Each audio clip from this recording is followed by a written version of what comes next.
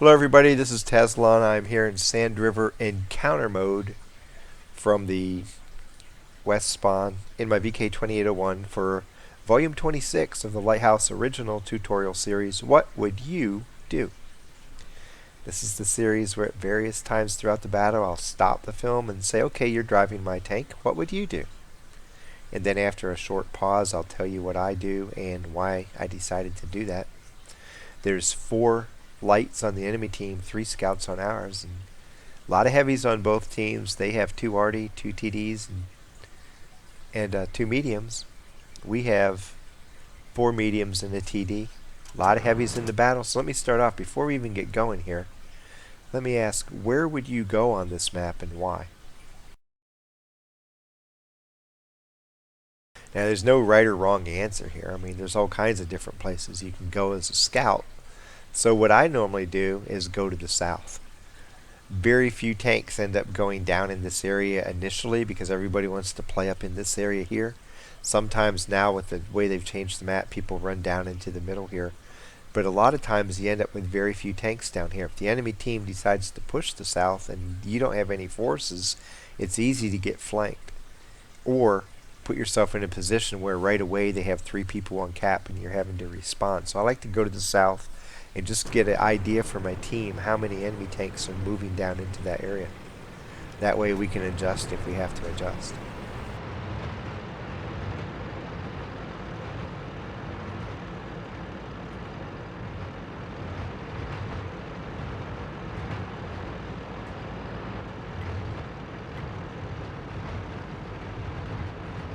Pretty favorable matchup for any tier 6 scout because we're placed well up in the order of battle. No tanks out there that can really tear you up easily. KV2 is probably my biggest threat because he can one-shot me in a heartbeat and the arty. Aside from them, I'm not really worried about taking on any tank here. So I'm staying up on top where I have good eyesight. And again, this is not recommended if you don't have good view range yet, but I'm pretty confident I have more view range than anybody else in the battle. So I can get away with doing some things that maybe aren't a good idea. Otherwise, there's the looks. I get a good looks at him, and now I'm going to get a good shot at him, and he goes to the street.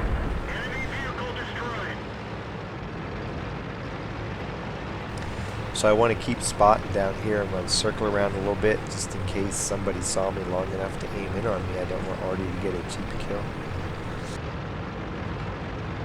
And now I'll return back to spotting. There's the leopard going down into the ditch. Not really going to have a good shot on him right now. The other thing you have to remember here, the heavies and TDs that may come down this way, they take a while to get here. They're slow. So if you come down here right away and just go, oops, nothing here, and leave, you're going to overlook enemy tanks that you would have seen if you would have stayed a little longer. Get a good kill on the chap. Tiger 1's moving up into the spawn area, cap area. He's being intercepted by the A43, so I'm going to be able to sit here and get shots at him. The whole time I'm keeping an eye on the minimap, especially down in here. Are there any more tanks working their way around that are suddenly going to appear and potentially start taking shots at me? I have to worry because the leopard's down in here somewhere, so as he works his way through these buildings, he could light me up at any time. So I have to keep watching the minimap. Here comes the KV2. What would you do? Leopards over here. Tiger 1, KV2. Where should I go right now? I'm going to take a shot at the KV2 and then I'm going to back up.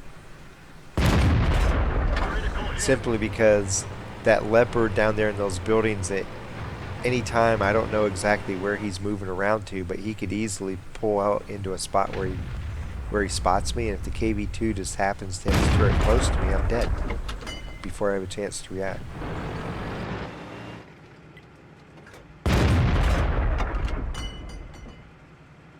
The Jackson's one dude in front of me, one dude in front of me. He's probably going to be the target of the KV2 if they clash. I'm knocking down some buildings right now. I want to take away the concealment of the leopard. I want to find out where he's at. Looks like the tiger is right up against the edge of the ditch, or maybe down in it.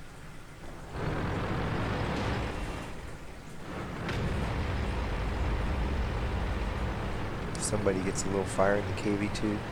Now, once again, you see the situation down here to the south. What would you do? Now I'm going to take a shot or two here at the buildings down in the middle to clear out more concealment. But then, with the Jackson inching closer, KV2 right here, I'm going to pull down here and see if I can come in, use the dunes. I'm going to come down in this little valley between dunes and sneak right in behind the KV2. I should have a good flanking shot and be able to take him out. He can't rotate his turret very fast. He can't rotate his tank very fast, so I should have plenty of time to get 2 or 3 easy shots and take this guy out. But already does it for me. So now I have 100 Yankee down there. What would you do?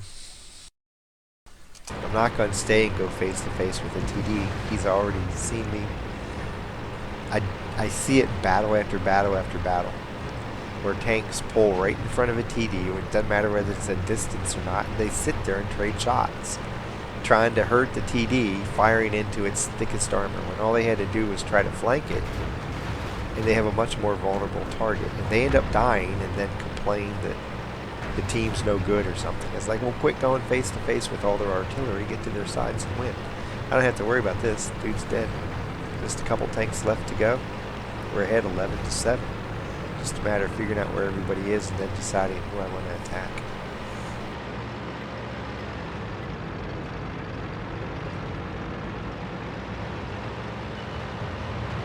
There's an IS. He's on spawn. He may be AFK. And there is a grill. So, one shot kill on the grill.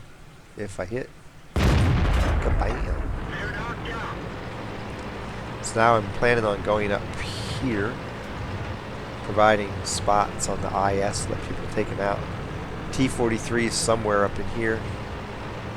And then I have the M12 down there in the ditch ahead of me. What would you do? My problem right now is I can spot the IS, but if I sit still and just take shots at him, because I'm pretty certain he's AFK, I'm going to allow that M12 to aim in on me and potentially take me out, which I don't want. It probably won't change the outcome of the fight, but it changes the outcome of my score and my credit collection. So we'll pull up, light this IS up again, and then I'm going to keep moving. I'll take one shot at him, but I'm not going to sit here in place. He's definitely AFK. I know the M12 is right over here, I just don't know who he's aiming at. There we go. Our M12 is doing his job, takes out that immobile tank. Just the M12 to go. How will you attack him? And to me, this is playtime. We are up 8 tanks to 1. If I die right now, it doesn't matter. I don't want to die. But I don't think I'm going to. So I'm going to go in and ram this guy. I should be able to jump off the cliff and land on him if I do it right. And like I say in my article on ramming, there's only maybe 4 times in a battle where you should ever ram. And one of them is if you're in an emergency situation, you need extra damage so you don't die. And you can't reload before he gets to shoot again. If possible, ram the guy and take him out. Or if he's about ready to kill a teammate and ramming him will disable him or kill him before he can kill your teammate, there's another time to ram. Or if there's a tank breaking through your lines, about to expose or to shoot an ally that's hidden or otherwise can't defend himself, you ram him at an angle to try to track them and stop their forward momentum. And finally, you ram for fun. You ram for the hell of it. That's what I'm doing right now. I'm choosing to take this guy out with a ram just for the hell of it. And I'm going to get a Kamikaze medal if I do it right. He's set up perfect. I should be able to jump off this ramp, and just because of the tree movement, ooh, boom! Ram, Kamikaze, death, win. So for this battle,